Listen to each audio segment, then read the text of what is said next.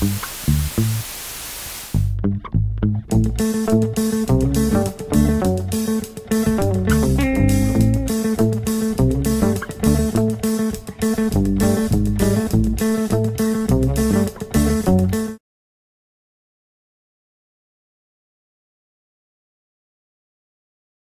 cette nouvelle vidéo de présentation sur Cocotte TV avec un mini PC, le Giada 2308U.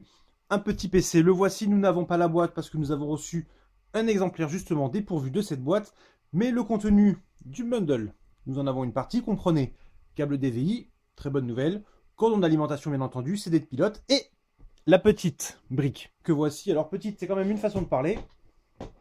Hop, on met l'ordinateur à côté. Si on compare avec la taille de la main, ça reste quand même un beau bébé de 90 watts. La machine, la voici. Alors, on va la prendre délicatement parce qu'en fait, nous l'avons déjà ouvert. Il y a 6 vis pour l'ouvrir, plus les vis au niveau du DVI qui vont tenir la backplate. Alors, on en profite pour découvrir l'arrière avec la prise d'alimentation, le son compatible SPDIF si besoin, 2 ports USB 3, 2 ports USB 2, prise Ethernet en base 1000, HDMI, DVI, le Kensington Lock si besoin. Ici, une évacuation, on peut voir à l'intérieur le radiateur en cuivre et là, l'antenne pour le Wi-Fi.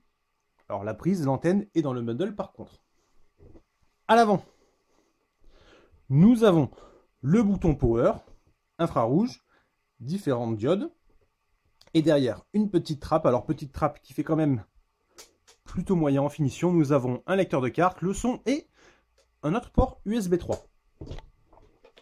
À part la façade, la finition est plutôt bonne en fait avec une structure de type unibody en aluminium. À l'intérieur, hop, alors on va ouvrir la machine. Alors on précise, on ne l'a pas dit. Là on voit les trous, il y a des patins avec du caoutchouc, un petit cerclage chromé du plus bel effet, idéal pour aller au niveau de la télé par exemple. Donc, nous avons un disque dur 1 Teraoctet.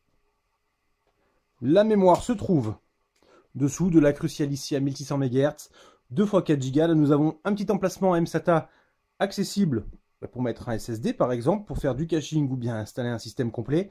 mSATA en SATA 6. SATA 3, 6 gigabits par seconde, pardon. Ici, nous avons un emplacement mini PCI Express. Alors, c'est difficile à voir avec la carte Wi-Fi qui fait aussi Bluetooth 4.0.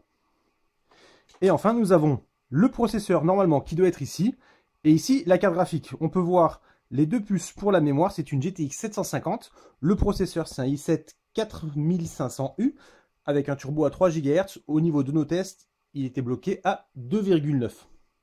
Le ventilateur ici avec les deux caloducs qui vont sur le radiateur. Donc la carte graphique, une GTX 750, pas un modèle mobile, on le constate, le PCB a été intégré directement avec celui de la carte mère. Il y a même un petit SATA disponible ici en plus. Là nous avons le ventilateur qui souffle plutôt fort, ça reste quand même relativement correct, on se place au niveau d'une Xbox 360 ou bien d'une PlayStation 3.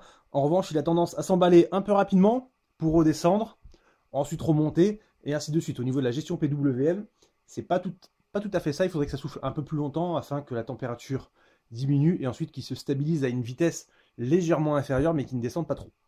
Bref, ça reste un détail. Une fois qu'on joue avec le son, c'est pas un problème. Par contre, si on décide de faire de l'encodage vidéo ou autre, c'est vrai que ça se fait entendre. Qu'est-ce qu'il y a de plus à dire dessus?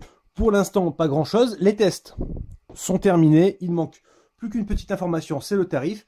Et on s'occupe de la publication pour la semaine prochaine. On vous souhaite un bon week-end et une bonne fin de semaine à tous.